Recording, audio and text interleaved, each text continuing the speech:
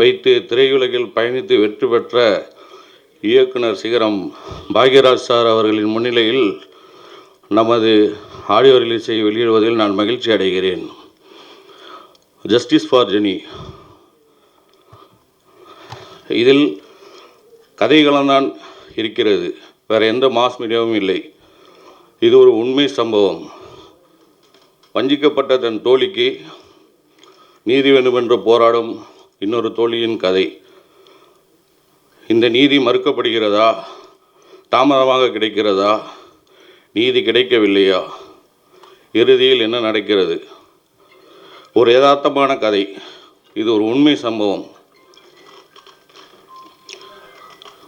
இந்த கதையின் கதாநாயகனான வில்லனுக்கு நிஜ வாழ்க்கையில் 2023 தான் பூந்தமல்லி ஹைகோர்ட்டில் தீர்ப்பு வழங்கப்பட்டது. இது ஒரு உண்மை சம்பவம் என்பதற்கு இதுதான் எடுத்துக்காட்டு. அடுத்ததாக ப்ரொடியூசர். ப்ரொடியூசர் என்றால் உற்பத்தியாளர், தயாரிப்பாளர் என்று பொருள். எந்த ஒரு பொருளையோ அல்லது எந்த ஒரு விஷயத்தையுமோ தயாரித்து அவர் சந்தைக்கு எடுத்து வருகிறார். உதாரணமாக விவசாயி விதை விதைத்து அதை மழைக்கும் வெயிலுக்கும் பாதுகாத்து அறுவடை செய்து நெல்மணிகளை பாதுகாத்து சந்தைக்கு எடுத்து வைக்கிறார். கடைசி வரை அந்த விவசாயியால் அந்த நெல்மணிக்கு விலையை நிர்ணயிக்க முடியவில்லை. இதுதான் அனைத்து தொழிலும் உற்பத்தியாளர்களுக்கு உள்ள நிலைமை. இங்கும் ப்ரொடியூஸ் செய்கிறோம். நடுவில் வரும் அனைவர்களும் இடைத்தரகர்களும் வியாபாரம் செய்கிறார்கள். ஆனால் அந்த உற்பத்தியாளருக்கு கடைசியில் தான் லாபமா நஷ்டமா என்பது தெரிய வருகிறது. ஒரு தயாரிப்பாளர் தான் நல்ல இயக்குனரை உருவாக்க முடியும், நல்ல இயக்குனர் தான் ஒரு நடிகரை உருவாக்க முடியும். ஆகவே மக்களின் மனதில் முதலில் பதியக்கூடியது தயாரிப்பாளர் தான், மற்றவைகள் அதுக்கப்புறம்தான். கடைசியாக இந்த படத்தை அனைவரும் சினிமாவில் பார்த்து, தியேட்டரில் பார்த்து தயாரிப்பாளர்களை வாழ வைங்கள் என்று கூறி விடைபெறுகிறேன். நன்றி, வணக்கம். இந்த படத்துடைய இயக்குனர், டைரக்டர், ப்ரொடியூசருக்கு நன்றியை தெரிவித்துக்கிறேன். ரொம்ப சிறப்பாக டைரக்டர் இது ஒரு முதல் படம் மாதிரி இல்லாமல் அவர் நல்ல எக்ஸ்பீரியன்ஸான ஒரு டைரக்டராக நல்லா பண்ணார். எல்லாருக்கும் வணக்கம். நன்றி. எங்களோட அழைப்பை ஏற்று காலையிலே வந்திருக்க மீடியா பர்சனாக அனைத்து மீடியா உள்ளவங்களுக்கும், எங்கள் மேடையில் இருக்க Bhagyaraj sir and Satish sir, மற்ற ஆர்டிஸ்ட் எல்லாருக்கும் என்னுடைய காலை வணக்கத்தை தெரிவித்துக்கிறேன். இந்த படம் பற்றி கதையை ப்ரொடியூசர் சொல்லிட்டார், அப்புறம் டைரக்டர் சொல்ல போகிறேன். நான் அதை ஜென்ரலாக பேசுகிறேன். நான் டெக்னிக்கலாக இந்த படம் ஷூட் பண்ணது சென்னை, கொச்சின், அதுக்கப்புறம் திருவனந்தபுரம், இங்கெல்லாம் ஷூட் பண்ணோம். இதில் நைட் எஃபெக்ட் இருக்குது, டே எஃபெக்ட் இருக்குது. ஸோ இந்த சைக்கலாஜிக்கல் மர்டர் த்ரில்லர் அப்படின்றதுனால டபுள் வேரியேஷன் கலர் பேட்டர்னில் ஷூட் பண்ணலாம் அப்படின்னு சொல்லிட்டு நான் டே எஃபெக்ட் ஷூட்டுக்கு சோனி வெனிஸ்டும், நைட் எஃபெக்ட்டுக்கு அலெக்ஸா கேமரா ஷூட் பண்ணோம். எதுக்குன்னா இப்போது ஸ்கின் டோன் மார்னிங்கில் ஸ்கின் டோன் நம்மளுக்கு லைவாக இருக்கும், நைட்டில் கொஞ்சம் கான்ட்ராஸ்ட்டாக டீப்பாக இருக்கும், அந்த பர்பஸ்க்காக. ஸோ அது இல்லாமல் இப்போ வான்கார் வாய்ஸ் ஸ்டைலில் டைரக்டர் வான்கார் ஸ்டைலில் அந்த பேட்டர்னில் ஒரு மர்டர் த்ரில்லில் லைட்டிங் பண்ணியிருக்கேன், கலர் பேட்டர்ன் யூஸ் பண்ணியிருக்கேன். ஸோ இந்த படத்துக்கு நான் வர முக்கியமான காரணமாக இருந்த டைரக்டர் சந்தோஷ் சாருக்கும் நன்றி. இந்த படத்தை ஏற்படுத்தி கொடுத்த producer Syed sir and Lal சாருக்கு நன்றி. என் அழைப்பை ஏற்று இங்கே வந்திருக்க அனைவருக்கும் நன்றி. Thank you very much. நிறைய சந்தோஷம் இருக்கு இந்த மாதிரி ஒரு பிளஸ்ட் ஸ்டேஜில் ஒரு பார்ட்டாக I could be a part of the stage. நான் என் ஊர் கேரளா, பட் என்னோடய ஸ்டடீஸு மியூசிக் ப்ரொடக்ஷன் எல்லாமே சென்னை தான். ஸோ தமிழ் தெரியும். அண்ட் இந்த மூவி எனக்கு ரொம்ப ஸ்பெஷல். 2 சாங்ஸு இருக்கு, 3 சாங்ஸ் இருக்குது. ஆக்சுவலி ஒரு ஃப்ரெண்ட்ஷிப் சாங் கூட இருக்கு, அது இங்கே ப்ளே பண்ணாது. Next time it will be done. So one is a friendship song and another one is a pathos song. And another special thing is both the female voices are by my wife Soni Mohan. She's the singer of the songs. So I would like to take this opportunity, Romba Nandi, to Santosh sir, Syed sir, everybody, to give me this opportunity.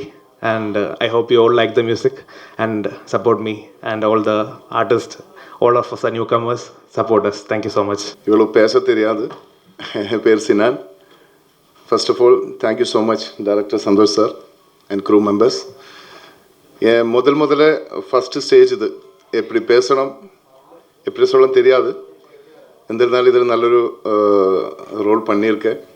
எல்லோரும் பார்க்கணும். இண்டஸ்ட்ரியில் first தான். அது எப்படி போகுது எப்படி வருது தெரியாது. எனக்கு கொடுத்த ரோலு என்ன நினச்ச மாதிரி நல்லா பண்ணிட்டு நினைக்கிறேன். உங்களெல்லாம் படம் பார்க்கணும். எல்லோரும் சப்போர்ட்டும் வேணும். இந்த படம் பண்ணுறதுக்கு ரொம்ப கஷ்டப்பட்டுட்டேன், ரொம்ப டென்ஷன் அடிச்சுட்டேன். அவ்வளோ ரிஸ்க் எடுத்து பண்ண ஒரு படம் தான். உங்களை எல்லோரும் பார்த்து சப்போர்ட் பண்ணி எல்லோரும் அனுகிரகிக்கணும். Thank you so much. சினான் சொன்ன மாதிரி I am also from Kerala, Cochin. Tamil தெரியும், ஆனால் பேசுகிறதுக்கு தெரியாது. பட் ஐம் கற்றுக்கிட்டு இருக்குது. இப்போ நல்லா கற்றுட்டு இருக்கு. நல்ல நல்ல தமிழ் படம் பண்ணுறதுக்காக. Anyway first of all it's a dream come true moment. இங்கே ஜஸ்டிஸ் ஃபார் ஜெனியில் first of all thank you director Santhosh sir for giving this opportunity. Believe பண்ணி இந்த கேரக்டர் பெரிய கேரக்டர் தந்துறதுக்கு. And to the producer sir, Said, Tamin sir, thank you. And each and everybody, the crew, DOP sir, Veeramani sir, the whole crew, Ashika, Aishwarya, Sinan, the music director, Gaudam, nalla panni vechirukkinga. And you have seen 2 songs here, na, 2 song. Adum Gaudam sonna madiri avanga pondati da paadittu irukku. And she have done so many Malayalam songs in Malayalam industry. പിന്നെ വന്ന Bhagyaraj sir, like I got a very good opportunity to work with your son in the movie called Balti. நல்லா பண்ணி வச்சுருக்குங்க sir. I respect him. He done a very good job in that. പിന്നെ வந்து justice for Jeni இது வந்து ஒரு small strong movie. Meaning just movie படத்தில் movie name இருக்குது ஜஸ்டிஸ் ஃபார் ஜெனி. அது ஜஸ்டிஸ் கிடைக்கும் வரைக்கும் it's a suspense crime thriller subject. And எல்லோரும் போய் பார்க்கணும். பார்த்துட்டு ஜெனுவினாக ரெஸ்பாண்ட் பண்ணணும். இது வந்து என்னோடய செகண்ட் தமிழ் மூவி.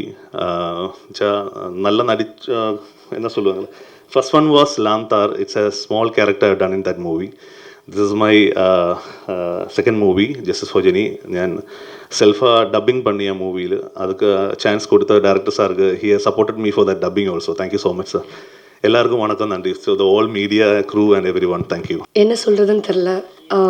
தமிழில் ரொம்ப ஃபார்மலாக பேசலாம் எனக்கு வராது. முதல்ல நன்றி தான் சொல்லணும் கடவுளுக்கு. பாக்யராஜ் சார் கூட, சதீஷ் சார் கூட இப்படி ஒரு ஸ்டேஜ் ஷேர் பண்ணிக்கிறதுக்கு ஒரு வாய்ப்பு கொடுத்ததுக்கு Santosh sir, thank you so much for trusting me in this project. அப்புறம் ஸோ எக்ஸைட்டட். சத்தியமாக வார்த்தையே வரல, எப்படி சொல்கிறதுன்னு தெரில. ட்ரெய்லர் அவ்வளோ நல்லா இருக்குது, சாங் கூட ரொம்ப நல்லா இருக்குது. அண்ட் ஜஸ்டிஸ் ஃபார் ஜெனி பற்றி பேசும்போது இது வந்து எல்லோரும் பார்க்க வேண்டிய ஒரு படம்னு நினைக்கிறேன். இந்த சொசைட்டியில் நடந்த நம்ம நிறைய பேர் கேள்விப்பட்டிருக்கோம் இந்த மாதிரி நிறைய சிச்சுவேஷன்ஸ், இன்சிடென்ட்ஸ். ஸோ அதுக்கெல்லாம் ஒரு பெரிய ஒரு இம்பேக்ட் கொண்டு வர மாதிரி ஒரு சப்ஜெக்ட் எடுத்து வச்சுருக்காங்க. அண்ட் ஒர்க்கிங் எக்ஸ்பீரியன்ஸ் சொல்லும்போது பிட்டு சேட்டன், ஐஸ்வர்யா, கௌதம் சேட்டன், அப்புறம் இன்னும் நிறைய சீனியர் ஆர்டிஸ்ட் கூட ஸ்க்ரீன் ஷேர் பண்ணுறதுக்கு கூட ஒரு வாய்ப்பு கிடைச்சிருக்கு. So thank you so much media persons for being here. எங்கே வந்திருக்கிற எல்லாருக்கும் நன்றி. எல்லோரும் படம் பாருங்கள், சப்போர்ட் பண்ணுங்கள். Thank you so much. ரொம்ப வருஷம் இல்லை, 2 வருஷம் ரொம்ப வெயிட் பண்ணி இந்த ஒரு ஸ்டேஜ்க்காக அவ்வளோ நாள் வெயிட் பண்ணேன். ஸ்டேஜில் இருக்கக்கூடிய பாக்ய sir, Sathyaraj sir, Santhosh sir, Ashika, விட்டு சேட்டன், என் க்ரூ, மியூசிக் டைரக்டர் எல்லாருக்கும் ரொம்ப ரொம்ப நன்றி. ஜஸ்டிஸ் ஃபார் ஜெனியை பற்றி சொல்லணும்னா கண்டிப்பாக மஸ்ட் வாட்சான ஒரு மூவி. இன்றைக்கி நம்ம நாட்டில் என்ன நடக்குதோ அதுக்கான ஒரு ஜஸ்டிஸ் வேணும் அப்படின்னு நம்ம மூவியில் தெளிவாக நம்ம வந்து காட்டியிருக்கிறோம், நம்புகிறோம். எல்லாருக்கும் பிடிக்கும். ஸோ கூட இருந்து எல்லாம் சப்போர்ட் பண்ணுங்கள். Thank you so much. என் இனிய நண்பர், இந்த படத்தின் தயாரிப்பாளர் திரு சையத் தமின் அவர்களுக்கும், இந்த படத்தில் நான் என்ன நினைக்கிறேனோ அதை வந்து ஒரு விஷுவலாக காட்டுறதுக்கு என்னோட கண்ணா, இந்த படத்தோட கண்ணா இருந்த என்னோட கேமராமேன் வீரமணி அவருக்கும், நான் என்ன சீன் பண்ண போகிறேன், எனக்கு இதுக்கு என்ன பேக்ரவுண்ட் வேணும், இது எப்படி இருந்தால் நல்லாயிருக்கும்னு சொல்லி எல்லாம் கூட இருந்து ஒன்று ஒன்றா பார்த்து செஞ்சு கொடுத்த என்னோடய ஆர்ட் டைரக்டர் பாலாஜி அண்ணன் அவர்களுக்கும், என்னோடய படத்தில் துணை இயக்குனராக பணிபுரிந்த என் இனிய நண்பர் வீரமணி, சுந்தர், தேவா, அக்கீரா, சிவா, ஆனந்தன், இவர்கள் அனைவருக்கும் என்னோடய நன்றியும் வணக்கத்தையும் தெரிவிச்சுக்கிறேன். எனக்கு இன்னொரு முக்கியமான நபர் இருக்கார். இந்த படத்தை முடிக்கிறதுக்கு கூட இருந்து எல்லாம் சப்போர்ட் பண்ணி இந்த படத்தை இந்த ஸ்டேஜுக்கு வரைக்கும் கொண்டு இருக்குது லால் தேவசகாயம் அண்ணன் அவர்களுக்கும், இன்றைக்கி இந்த மூவியை ஆடியோ லான்ச் வரைக்கும் கொண்டு வந்து கொடுத்துருக்க குகன் சார் அவர்களுக்கும் என்னோட நன்றியை தெரிவிச்சுக்கிறேன். இந்த படம் நாங்கள் பிளான் பண்ணி ஸ்டார்ட் பண்ணும்போது இது எப்படி ஸ்டார்ட் பண்ண போகிறோம், எப்படி முடிக்க போகிறோன்ற ஒரு பயமும் குழப்பமும் இருந்துச்சு.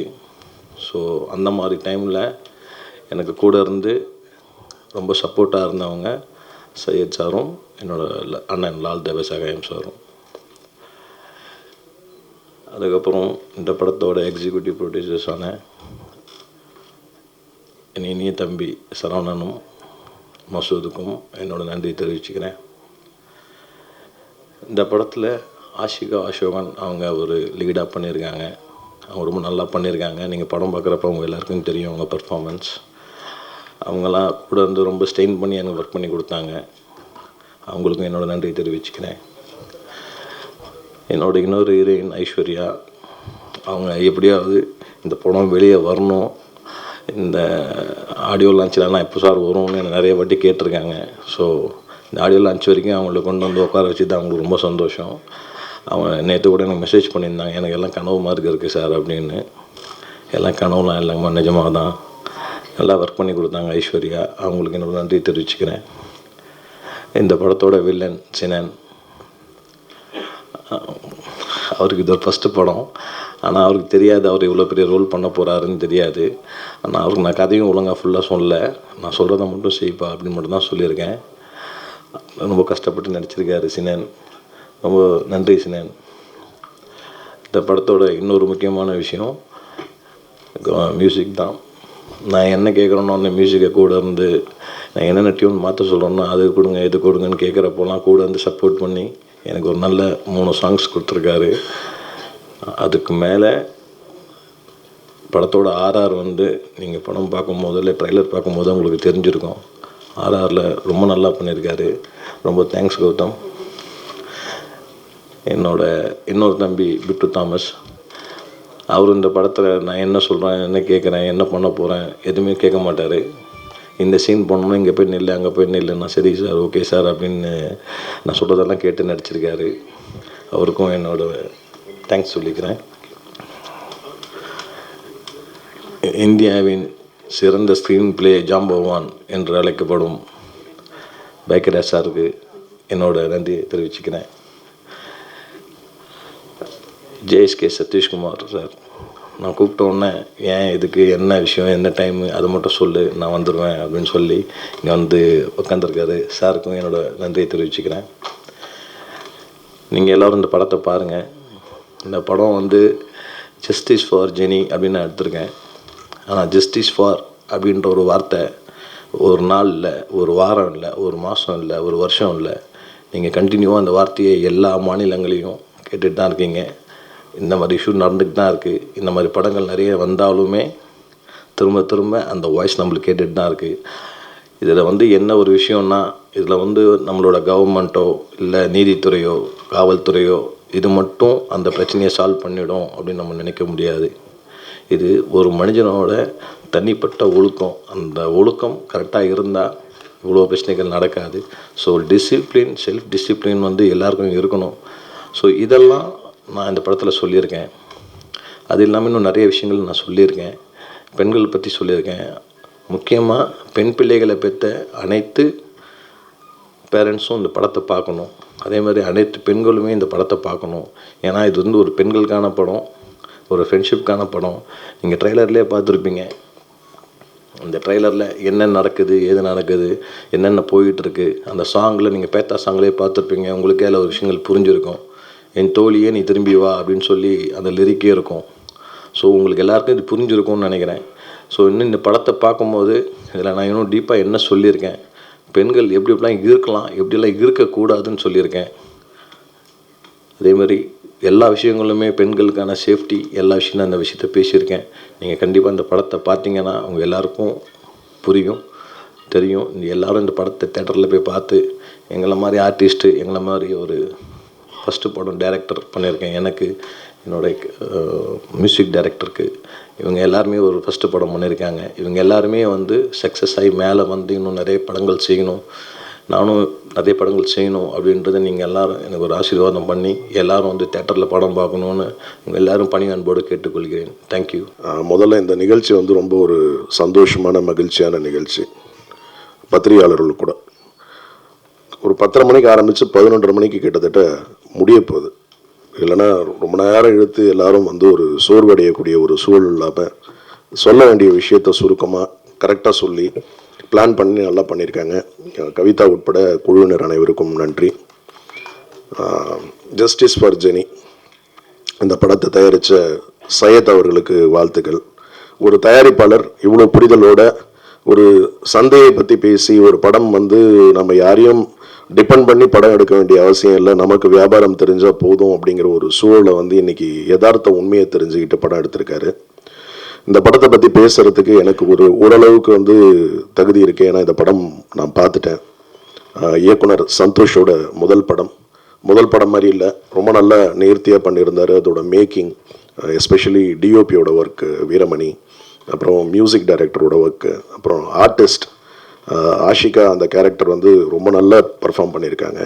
இவங்க ஐஸ்வர்யா, அப்புறம் நண்பர் இன்ஸ்பெக்டராக பண்ணவர், அப்புறம் வில்லனாக பண்ணவங்க, எல்லா கேரக்டர்ஸுமே ரொம்ப நல்லா இருந்தது. படம் ஒரு தொய்வு இல்லாமல் ரொம்ப இவங்க சொன்ன மாதிரி பெண்கள் மட்டுமே பார்க்கக்கூடிய படம் இல்லை, முக்கியமாக ரொம்ப ஆண்கள் பார்க்க வேண்டிய ஒரு படம். எப்படி வந்து நம்ம வந்து சுய ஒழுக்கத்தோடு இருக்கணும், டிசிப்ளின் ரொம்ப முக்கியம்னு சொன்னாரோ, அது ரொம்ப முக்கியமான ஒரு படமாக இருக்கும் இந்த தமிழ் சினிமாவுக்கு. இது ஒரு பைலாங்குவல் படம், தியேட்டரில் சப்போர்ட் பண்ணுங்கள். இந்த படம் நிச்சயம் வெற்றி பெற வேண்டும் என்று அனைவரின் சார்பாக கேட்டுக்கொள்கிறேன். மீடியா சப்போர்ட் பண்ணுங்கள். அதே மாதிரி இந்த நிகழ்ச்சிக்கு வந்திருக்கும் இயக்குனர் பாக்யராஜ் அவர்களுக்கு நன்றி. எப்பவுமே சின்ன படங்களுக்கு வந்து ஒரு ஃபங்க்ஷன், ஒரு ஆடியோ லான்ச்னால் ஆட்களே கிடைக்க மாட்டேங்கிறாங்க, வர மாட்டேங்கிறாங்க. கூப்பிட்டாலே ஏதோ வரேன்னு தயங்குவாங்க. பட் சமீப காலம் இல்லை, நீண்ட நாட்களாக பார்த்துக்கிட்டு இருக்கேன். எந்த ஒரு சின்ன படமாக இருந்தாலும் அந்த தயாரிப்பாளரும் அந்த கம்ப்ளீட் க்ரூவையும் வந்து என்கரேஜ் பண்ணணுன்ற ஒரு மனப்பான்மையோட, ஒரு பெருந்தன்மையோட எல்லா நிகழ்ச்சிக்கும் வந்து தவிர்க்காமல் வந்து கலந்துக்கக்கூடிய இயக்குனர் பாக்யராஜ் அவர்களுக்கு தயாரிப்பாளர்கள் சார்பாக நன்றி தெரிவித்துக் கொள்கிறேன். அது ரொம்ப முக்கியம். நம்ம வரவங்களை வந்து கைப்பிடிச்சி நாங்கள் கூட இருக்கோம் வா அப்படின்னு சொல்கிறது வந்து ரொம்ப முக்கியம். அது மாதிரி ஒரு பெரிய ஒரு இயக்குனர், அது அவருக்கு தெரியாத அனுபவம் இல்லை, அவர் பார்க்காத விஷயங்கள் இல்லை. ஸோ அவரெல்லாம் வந்து வாழ்த்துறதே உங்களுக்கு ஒரு வெற்றி தான் அப்படின்னு நான் நம்புகிறேன். மீண்டும் இந்த நேரத்தில் இந்த படத்தை நிச்சயம் நீங்களாம் வந்து சப்போர்ட் பண்ணணும். டெஃபினட்டாக வந்து எந்த விதத்துலேயும் வந்து ஒரு தோல்வியில்லாத ஒரு படமாக இருக்கும் அப்படிங்கிறது மாத்திரம் நம்பலாம். வாழ்த்துக்கள் அனைவருக்கும் நன்றி. ஜஸ்டிஸ் ஃபார் ஜென்னி இதில் ஜேஜேன்னு போட்டதுனால எனக்கு அவங்க ஞாபகம்லாம் வந்துருச்சு. மரியாதைக்குரிய பத்திரிகை மற்றும் அனைத்து ஊடக நண்பர்களுக்கும்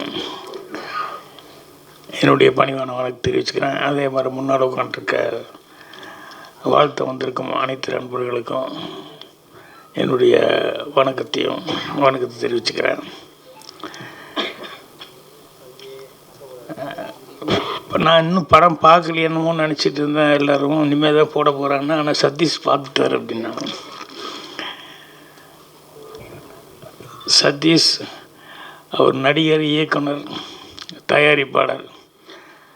அவர் சமீபத்தில் பண்ண படம் வந்து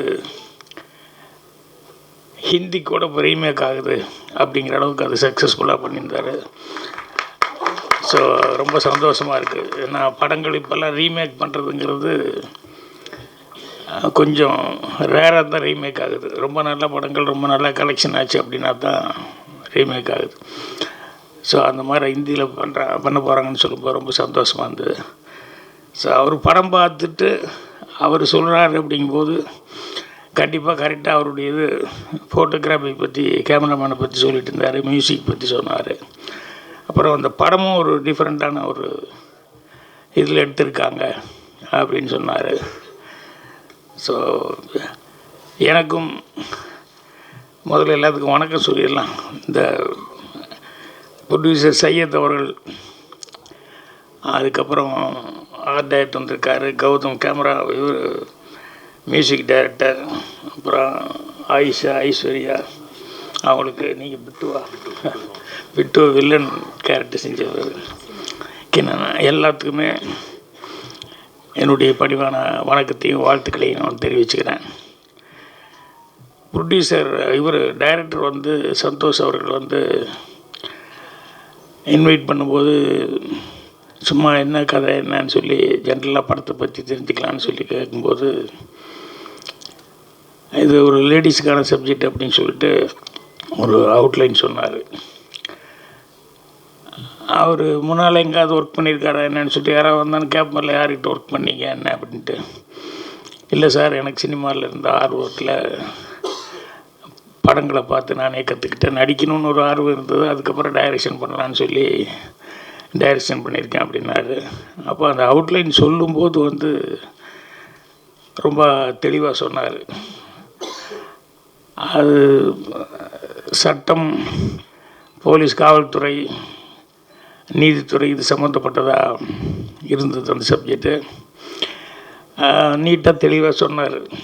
புதுசாக பண்ண போகிறது, யார்கிட்டையும் ஒர்க் பண்ணாமல் பண்ணுறாரு அப்படிங்கும்போது அவர் சொல்கிற நேரேஷனில் வந்து அவர் எவ்வளோ அழகாக சொல்லுவார் அப்படின்னு சொல்லிட்டு அதுலேயே என்னால் ஊகிக்க முடிஞ்சது.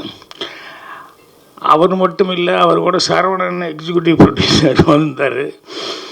இவர் சொல்லிகிட்டு இருக்கும்போது நடுவில் அவரும் பூந்துட்டு சில இடங்களில் இவர் தண்ணி குடிக்கிற கேப்பில், ஃபோன் பேசுகிற கேப்பில் எல்லாம் வந்து அவரும் படத்தை பற்றியும் மற்ற விஷயத்தை பற்றியும் சொல்லிட்டு இருந்தார். அவர் எவ்வளோ நாலேஜோடு இருக்கார் சினிமாவில் அப்படிங்கிறத பார்க்கும்போது எனக்கு உண்மையிலேயே ஆச்சரியமாக இருந்தது.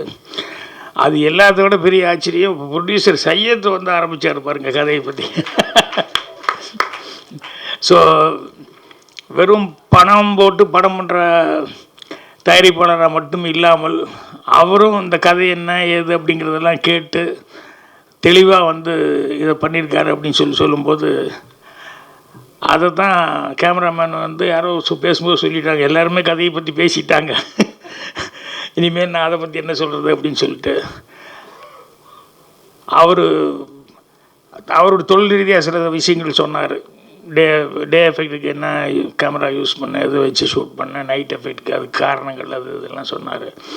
ஸோ சதீஷ் அவர்கள் பர்டிகுலராக வந்து கேமராமேனை வந்து அப்ரிஷியேட் பண்ணியிருக்காருங்க போது எனக்கும் படம் பார்க்கணும் அப்படிங்கிற மாதிரி ரொம்ப ஆர்வமாக இருந்தது. இது க்ரைம் சம்மந்தப்பட்டது அப்படின்னு சொல்லும்போது எனக்கு ரொம்ப பிடித்தது. நான் அதிகமாக படம் பண்ண முடியல. நான் வந்து விடியவரை காத்திரு பண்ணேன், அப்புறம் ஒரு கைதியின் டைரி, இதுதான் ஸ்கிரிப்ட் பண்ணேன். பாக்கி பூராமே ஃபேமிலி ஓரியன்டாக பண்ணேன். ஆனால் எனக்கு உண்மையிலே பிடித்தமானது அப்படிங்கிறது வந்து க்ரைமு. நான் சினிமா பார்க்குறத விட க்ரைமு, ஆக்ஷன் இது மாதிரி இருக்கிற படங்கள் தான் நான் நிறைய பார்ப்பேன். அதை ரொம்ப லைக் பண்ணுவேன். ஏன்னா அது செய்கிறதும் கஷ்டம்.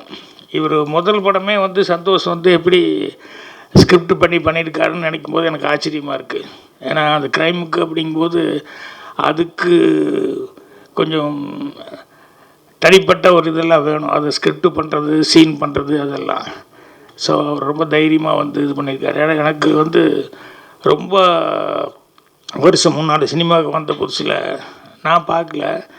ஆனால் எங்கூட அசிஸ்டண்ட்டு இதில் குழுவில் வந்து ஸ்டோரி டிஸ்கஷன் எல்லாம் உட்காந்துருப்பாங்க. கலைஞான சார், கனகசன் மூவா, அவங்கெல்லாம் ரொம்ப சீனியர்ஸு. மாறா இவங்கெல்லாம் உட்காந்துருக்கும் போது ஏதாவது அவங்க சர்வீஸுக்கு சில படங்கள்லாம் சொல்லுவாங்க. அதில் கனகசன் சார் ஒரு க்ரைம் சப்ஜெக்ட் சொன்னார். எனக்கு ரொம்ப பிடிச்சது. அது இன்னும் மனசில் அப்படியே பதிவாயிருக்கு. என்னென்னா 2 பேர் அக்கா தங்கச்சிங்க. அதில் ஒருத்தி வந்து நல்ல ரிச்சு, நல்ல பணக்காரி ஆகிட்டா. இன்னொரு தங்கச்சி வந்து கொஞ்சம் சுமாராக தான் அவளுடைய சூழ்நிலையில்.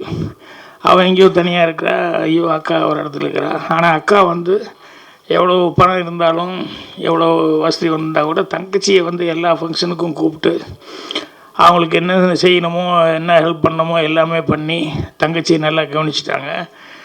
இருந்தாலும் மனிதனுக்கு ஒரு பெரிய ஒரு வீக்கான ஒரு சமாச்சாரங்கிறது பேராசை. இப்போ அக்கா என்ன செஞ்சாலும் அந்த தங்கச்சிக்கு வந்து அவள் இடத்துல நம்ம இல்லையே, நம்ம வந்த பணக்காரி போய் நம்ம இல்லையே அப்படிங்கிறது வந்து அவளுக்கு எப்பவுமே என்ன ஹெல்ப் பண்ணால் கூட அது ஒரு சின்ன அவளுக்குள்ள ஒரு இதாக இருந்துகிட்டு இருந்தது. இந்த இடத்துல நம்ம இருந்தால் அவ்வளோ நல்லா இருக்கும்னு. அதில் என்னென்னா 2 பேரும் ட்வின்ஸாக இருக்கிறதுனால அசப்பில் 2 பேரும் ஒரே மாதிரி இருப்பாங்க, பேச்சு எல்லாமே ஒரே மாதிரி இருக்கும். வீட்டில் இருக்கிறவங்க ரிலேஷனே சில நேரங்களில் தடுமாறுவாங்க. இது யார் அக்கா யார் தங்கச்சின்னு கூப்பிட்றதுல வந்து ஒரு கன்ஃபியூஷன் அவங்களுக்குள்ள. அந்த அளவுக்கு அவங்க 2 பேரும் ஒரே மாதிரி ஒரு ஒற்றுமை இருக்குது. அப்போ அவளுக்கு ஒரு தப்பான ஒரு எண்ணம் வருது. அக்கா இல்லைன்னா நம்ம அந்த இடத்துல இருந்தோம்னா யார் நம்மளை கண்டுபிடிக்க முடியும் அப்படின்னு சொல்லிட்டு இவ வந்து அக்காவை ஏதாவது பண்ணிவிட்டு நம்ம அந்த இடத்துல வந்து உட்காந்துடுறோம்னு சொல்லிட்டு அந்த செக்கில் கையெழுத்து போடுறது முதல் கொண்டு எல்லாமே வந்து அவள் ப்ராக்டிஸில் வந்து எல்லாம் இருந்துட்டு எல்லாமே பக்காவாக இருக்குது, யாருனாலையும் கண்டுபிடிக்க முடியாதுங்கிற அளவுக்கு. அப்போ ஒரு தடவை வந்துட்டு அக்காவை வந்து பார்த்துட்டு எல்லாத்துக்கும் தெரியுற மாதிரி ஊருக்கு போகிறேன் அப்படிங்கிற மாதிரி சொல்லிவிட்டு அதுக்கப்புறம் திடீர்னு மிட் நைட்டில் யாருக்குமே தெரியாமல் அக்காவுக்கு ஃபோன் பண்ணி ஏதோ ஒரு அர்ஜென்ட் மேட்ருங்கிற மாதிரி வந்து அக்காவை மர்டர் பண்ணி அந்த பாடி எங்கேயோ மறைச்சி இது பண்ணி விட்டு இவ தான் அக்கா அப்படிங்கிற மாதிரி அடுத்த நாள்லேருந்து அங்கேயே இருந்துடுவாள். ஸோ யாருக்கும் எந்த சந்தேகம் வரல. அந்த அளவுக்கு வந்து அவள் பக்காவாக வந்து அக்கா மாதிரியே எல்லாமே ப்ரிட்டெண்ட் பண்ணிகிட்டு இருப்பாங்க. அந்த மாதிரி எல்லாமே செக்கு கையெழுத்து போடுறது அது இது எல்லாத்துலேயும் பர்ஃபெக்டாக இருந்ததுனால யாருக்குமே எந்த சந்தேகம் வராது. அப்போ திடீர்னு ஒரு போலீஸ் ஆஃபீஸர் வருவார். வந்து அவர் வந்து அந்த பொண்ணுக்கிட்ட வந்து கேட்பார், இந்த மாதிரி உன் அக்கா எங்கே அப்படின்னு. இல்லை நான் தான் அக்கா அப்படின்னு இவ சொல்லுவாள். இல்லை அக்கா எங்கேன்னு சொல்லு அப்படின்னு சொல்லி கேட்டால் இல்லை நான் தான் அக்கா, உனக்கு என்ன சந்தேகம், எதில் சந்தேகம் அப்படின்னா அப்போ ஒன்றும் இல்லை ஒரு விஷயம் என்னென்னா உங்கள் அக்கா வந்து ஒருத்தரை கொலை பண்ணிட்டா, அதுக்கு எல்லா எவிடன்ஸ் இருக்குது, அதனால் அக்காவை தான் தேடிட்டு வந்தேன் நான், அதனால் நீ உட்காண்ட்ருக்க, அதனால் இப்போ 2 விஷயம், ஒன்று நீ தான் அக்கான்னா அந்த கொலைக்கு எல்லா எவிடன்ஸ் இருக்குது, நீ அரெஸ்ட் ஆகிக்கிற, நீயே சரண்டர் ஆகிக்கோ. இல்லை நீ தங்கச்சி அப்படின்னா உங்கள் அக்கா எங்கே, அக்காவை என்ன பண்ண. ஸோ அக்கா கண்டிப்பாக நீ கன்ஃபார்மாக அவளை கொலை பண்ணிட்ட. ஸோ அதனால் நான் வெளியே வெயிட் பண்ணுறேன். ஒன்று அக்காவன்னா அக்காவை பண்ண கொலைக்காக வந்து சரண்டர் ஆகிக்கோ, இல்லை தங்கச்சின்னா அக்காவை கொலை பண்ணதுக்காக வந்து சரண்டர் ஆகிக்கோ, நான் வெளியே உனக்கு டைம் கொடுக்குறேன், ஒரு 1/2 hour யோசிச்சுட்டு வா அப்படின்னு சொல்லி சொன்னேன். ஸோ இந்த கதை வந்து 50-60 வருஷத்துக்கு முன்னால் நான் கேட்டது. ஸோ அப்போவே எந்த அளவுக்கு அவங்க புத்திசாலித்தனமாக திங்க் பண்ணி இப்படி ஒரு ஸ்கிரிப்ட் பண்ணியிருக்காங்க அப்படின்னு சொல்லும்போது அந்த க்ரைமுங்கிறது எவ்வளோ வித்தியாசமான க்ரைமு, எப்படி கதையை வந்து இப்படி திங்க் பண்ணியிருக்காங்க அப்படின்னு சொல்லும்போது ரொம்ப ஆச்சரியமாக இருக்கும். அதே மாதிரி இதில் சட்டம், லாயர் அது இதுன்னு சொல்லி அதெல்லாம் நிறையா வருது. எனக்கு சின்ன வயசுலலாம் வந்து இந்த அந்த கோர்ட்டுக்கிட்டலாம் போட்டு அந்த இதெல்லாம் கட்டிக்கிட்டு யுவர் ஆனர் அப்படின்னு சொல்லிட்டு லாயர்கள்லாம் பேசும்போது பார்த்தா எனக்கு ரொம்ப அது ஒரு பெரிய ஹீரோ மாதிரி எனக்கு ஒரு ஃபீலிங்.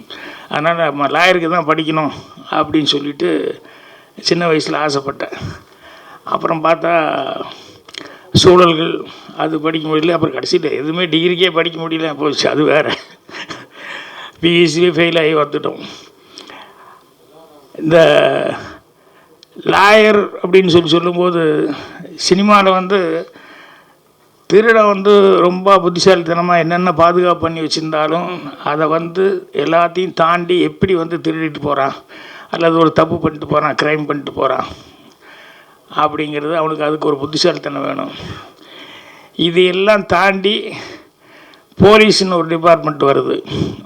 அவங்க உள்ளே வந்து இது எப்படி இந்த எவன் இப்படி திருடிட்டு போயிருப்பான், எந்த வழியாக வந்திருப்பான், எந்த வழியாக அப்படி பண்ணியிருப்பான், அதுக்கு என்ன எவிடன்ஸ் இருக்குது அப்படின்னு சொல்லிட்டு அவன் வந்து மண்டையை உடைச்சி கடைசியில் கரெக்டாக கண்டுபிடிச்சி போலீஸ் வந்து அவனை அரெஸ்ட் பண்ணுவாங்க. அதுக்கு ஒரு பெரிய மூளை வேணும். இதை ரெண்டையும் தாண்டி அதுக்கப்புறம் வந்து இந்த திருடன் மூளையே கெட்டிக்காரத்தனம், அது கண்டுபிடிக்கிறது போலீஸ்காரர் அதோட கெட்டிக்காரத்தனம். கடைசியில் அதுக்கப்புறம் லாயர்கிட்ட போவாங்க. அவர் இந்த கேஸை வாங்கிட்டு அவர் கேட்பார், என்ன பண்ண ஏது பண்ண அப்படின்னு சொல்லிட்டு. இவன் இப்படி தான் தப்பு பண்ணிட்டான், அது பண்ணிட்டான் அப்படின்னு சொல்லும்போது, இவன் திருநதில் எப்படி இவன் பிடிச்சது எதை வச்சு பிடிச்சான் அப்படின்னு சொல்லிட்டு இதை உடைக்கிறதுக்காக லாயர் அவருடைய மூளையை பிரயோகப்படுத்துவார். அது இதை விட கிரேட்டு. இருக்கிறது இல்லைன்னு பண்ணிடுவார், இல்லைங்கிறது இருக்கிறதுன்னு சொல்லி பண்ணிடுவார். ஸோ அந்த லாயர் மூளைங்கிறது இது ரெண்டை விட வித்தியாசமான ஒரு பிரெயின். ஒரு கேஸ் வந்து ஒருத்தன் பட்ட பகலில் வந்து வெட்டியிருக்கான், எல்லோரும் பார்த்துருக்காங்க, எல்லா எவிடன்ஸும் கரெக்டாக இருக்குது. கடைசியில் வந்து யாருனாலையும் ஒன்றும் பண்ண முடியாது, அவனுக்கு ஜட்ஜ்மெண்ட் வரப்போகுது அப்படின்னு சொல்லும்போது அப்போ அவன் வந்து யாரோ ஒருத்தர் வந்து இந்த லாயர் இப்படி அவர் எப்படியா வெளியே கொண்டு வந்துடுவார் அப்படின்னு. அப்போ அவங்க கூட இருக்கவங்களுக்கு யாருக்குமே நம்பிக்கை இல்லை, இந்த லாயர் எப்படி வெளியே கொண்டு வர முடியும், எல்லோரும் விட்னஸோடு பார்த்துட்டாங்க, பகல்லையே நடந்தது, இதுக்கு சான்ஸே இல்லையா அப்படின்னா, இல்லை அப்படின்னா அவர் கொஞ்சம் ஃபீஸ் அதிகமாக கேட்பார், ஆனால் கண்டிப்பாக வெளியே கொண்டு வந்துடுவார் அப்படின்னு. அப்புறம் போனால் ஒரு 25 லட்சம் கொடுத்தீங்கன்னா கொண்டு வந்துடுறேன் நான் அப்படிங்கிற மாதிரி சொன்னால் யாருக்கும் நம்பிக்கை இல்லை கண்டிப்பாக கொண்டு வந்துடுறேன் அப்படின்னு சொல்லிவிட்டு அடுத்த நாள் வந்து கோர்ட்டை வந்து வாதாடும்போது அவர் வந்து என் ஆள் கொலை பண்ணான்னு சொல்லியிருக்காங்க. அதுக்கு வந்து ஒரு அறுவாடை கொண்டு வந்து வச்சுருக்காங்க.